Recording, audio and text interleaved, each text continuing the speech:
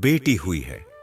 जैसे ही यह शब्द घर में गूंजता है, कहीं खुशी की लहर दौड़ती है तो कहीं सन्नाटा पसर जाता है। समाज की यह विडंबना है कि जहां एक ओर बेटियों को देवी का रूप मानकर पूजा जाता है, वहीं दूसरी ओर उनके जन्म पर मायूसी छा जाती है, या फिर उन्हें दुनिया देखने का मौका ही नहीं मिलता। जन्म से पहले ही गर्भ में मार दी जाने वाली उन मासूम जिंदगियों की कोई आवाज नहीं होती। आखिर क्यों आज भी एक बेटी का जन्म बोझ समझा जाता है? क्या वाकई हमने समाज की इस क्रूर और घिनौनी सोच को बदलने की कोशिश की है? आज लड़का लड़की बराबर समझे जाते हैं। कैसे हैं बराबर? न कभी बराबर थे, न बराबर हैं, और न कभी बराबर होंगे, क्योंकि स्त्री तो सदैव से ही श्रेष्ठ रही है। पुरुष तो नंबर 2 पर आता है। इतिहास उठाकर देख लो। नारी को सदा पहले स्मरण किया जाता है। सीताराम, राधे श्याम, गौरी शंकर तथा लक्ष्मी नारायण, इन सभी में देवी को पहले स्मरण किया जाता है। महाराज जी ने बताया कि जिस घर में कन्या का जन्म होता है, वह घर सौभाग्यशाली होता है। जब व्यक्ति के एक जन्म का पुण्य उदय होता है, तो उसके घर पुत्र का जन्म होता है, और जब व्यक्ति के 100 जन्मों का पुण्य उदय होता है, तब उसके घर जन्म होता है कन्या का। कहते हैं कि कन्या का जन्म माता लक्ष्मी का हमारे घर में आगमन माना जाता है। अगले जन्म में माता सती ने राजा हिमालय व देवी मैना के यहां पुत्री रूप में जन्म लिया। पुत्री के जन्म लेने पर उनके माता पिता की प्रसन्नता की कोई सीमा न रही, जबकि आज के समाज में पुत्री को जन्म लेने से पहले ही मां के गर्भ में मार दिया जाता है। वह कन्या जिसे भारत भूमि पर लक्ष्मी का रूप कहा जाता है और नवरात्र में नन्ही नन्ही कन्याओं की पूजा होती है, उसी को आज जन्म लेने का भी अधिकार नहीं दिया जाता। एक बेटा तो केवल एक परिवार को संभालता है, जबकि एक बेटी 2 परिवारों को संभालती है। मित्रों, आपको यह जानकर हैरानी होगी कि लड़की का जन्म हर किसी के घर में नहीं होता। आज हम आपको यही बताने जा रहे हैं कि भगवान कौन से घरों को लड़की का जन्म देने के लिए चुनते हैं, और वह कौन से पुण्य कर्म हैं जिसकी वजह से कोई भी इंसान बेटी के मां बाप बनते हैं। नमस्कार दोस्तों, आनंदाम पाठ चैनल पर आपका स्वागत है। अगर आप भी कन्या का जन्म सौभाग्यशाली मानते हैं, तो वीडियो को अधिक से अधिक शेयर करें। कमेंट बॉक्स में जय श्री कृष्ण जरूर लिखें। तो चलिए शुरू करते हैं। श्री कृष्ण अर्जुन से कहते हैं, जो भी स्त्री या पुरुष अपने पूर्व जन्म में श्रेष्ठ कर्म अर्जित करते हैं, उन्हें ही बेटी के माता पिता बनने का सौभाग्य प्राप्त होता है। बेटियों का जन्म उन्हीं घरों में होता है जो उनके भार को सहन करने लायक होते हैं। तीनों लोकों में नारी ही ऐसी शक्ति है जिसका उत्तरदायित्व हर कोई नहीं उठा सकता। बेटियां ही इस सृष्टि को निरंतर चलायमान रखती हैं, क्योंकि वे मां बनकर अपना सर्वस्व अर्पित कर देती हैं। इसलिए हे अर्जुन, जिस दिन इस सृष्टि में बेटियों का जन्म रुक जाएगा, उस दिन धीरे धीरे इस सृष्टि का अंत शुरू हो जाएगा। भगवान श्री कृष्ण के इन वचनों पर विचार करें तो वे पूरी तरह से सत्य प्रतीत होते हैं। यदि बेटियां न होंगी तो किसी का भी वंश आगे नहीं बढ़ सकता। आपने भी सुना होगा कि जिस घर में बेटी जन्म लेती है, वह घर स्वर्ग समान हो जाता है। बेटा केवल एक कुल को रोशन करता है, जबकि बेटी अपने जन्म स्थान और ससुराल 2 कुलों को प्रकाशित करती है। और बेटी अपने माता पिता के घर में पुत्री और बहन के रूप में अपने कर्तव्यों का पालन करती है, और ससुराल में बहू, पत्नी और मां बनकर संपूर्ण परिवार की नींव बनती है। वास्तव में बेटियां ही इस संसार की वास्तविक धरोहर हैं, जिनके बिना जीवन की कल्पना अधूरी है।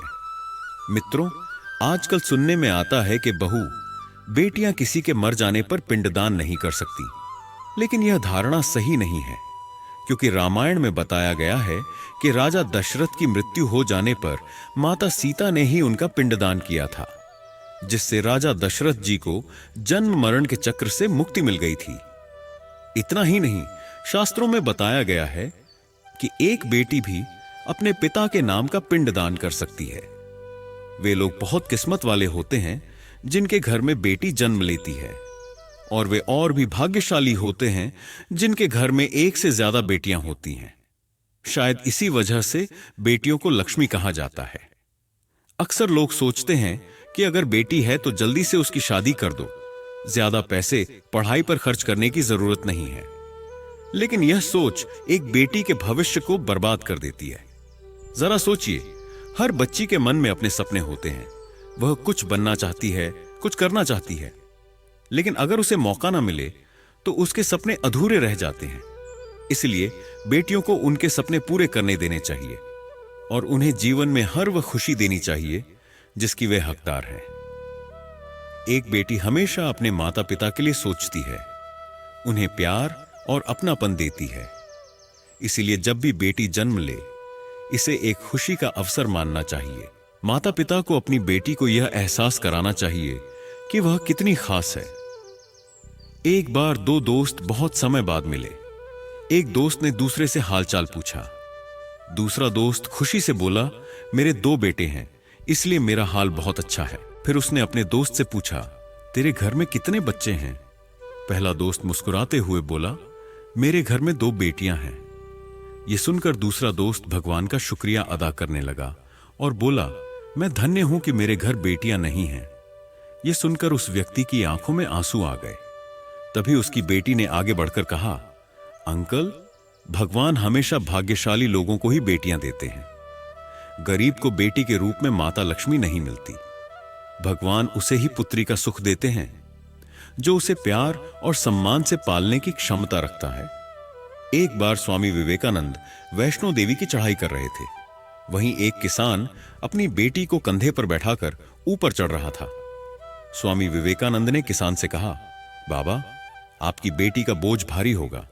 अगर आप चाहें तो मैं इसे अपनी गोद में उठाकर माता वैष्णो देवी के दरबार तक ले चलूं? किसान ने मुस्कुराते हुए उत्तर दिया, स्वामी जी, बेटी कभी बोझ नहीं होती। जब बेटी कंधे पर होती है तो हर बोझ हल्का लगने लगता है। शास्त्रों में कहा गया है, यत्र नार्यस्तु पूज्यन्ते रमन्ते तत्र देवता। अर्थात जहां नारी का सम्मान होता है वहां देवता स्वयं निवास करते हैं। जिस परिवार या समाज में महिलाओं को उचित आदर, प्रेम और समानता मिलती है, वहां सुख, समृद्धि और शांति बनी रहती है।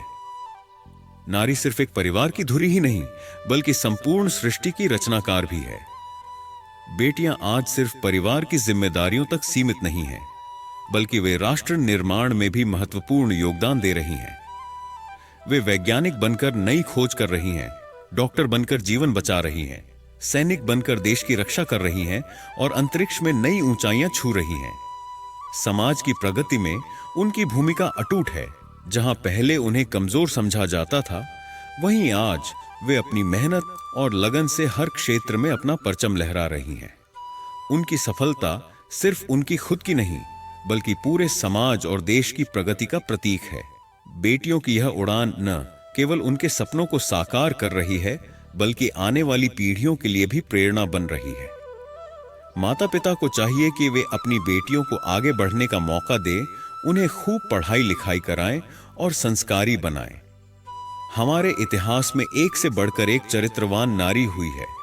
इतिहास में कई महान और चरित्रवान नारियों ने अपने साहस, बुद्धिमत्ता और कर्तव्य निष्ठा से समाज को नई दिशा दी है। कुछ प्रमुख नाम इस प्रकार हैं: सीता माता, त्याग, धैर्य और मर्यादा की प्रतीक; अनुसुईया, पतिव्रता और महान अर्षि अत्रि की धर्मपत्नी, जिन्होंने त्रिदेवों को भी तप से प्रभावित किया; रानी लक्ष्मीबाई, वीरता और स्वतंत्रता संग्राम की महान योद्धा; अहिल्याबाई होलकर, न्यायप्रिय और कुशल शासिका; मीराबाई, भक्ति और प्रेम की अद्भुत मिसाल; द्रौपदी, साहस और नारी गरिमा की प्रतीक; रजिया सुल्तान, दिल्ली की पहली महिला शासक; मदर टेरेसा, मानव सेवा और करुणा की मिसाल; कर्णावती, चित्तौड़ की रानी, सम्मान और वीरता की मिसाल; सावित्रीबाई फुले, भारत की पहली महिला शिक्षिका और समाज सुधारक; कल्पना चावला, अंतरिक्ष में जाने वाली पहली भारतीय महिला। उनके बारे में अपनी बेटियों को बताएं ताकि उनके अंदर इतनी समझ पैदा हो सके कि वह कलयुग में फैली बुराइयों का डटकर सामना कर सके और उसे उन पर कलयुग का कोई भी प्रभाव ना पड़ सके। मित्रों, इस वीडियो में बस इतना ही। आपको वीडियो कैसी लगी कमेंट बॉक्स में लिखकर जरूर बताएं। अगर अभी तक आपने आनंद धाम 5 चैनल को सब्सक्राइब नहीं किया है तो सब्सक्राइब कर लें। धन्यवाद।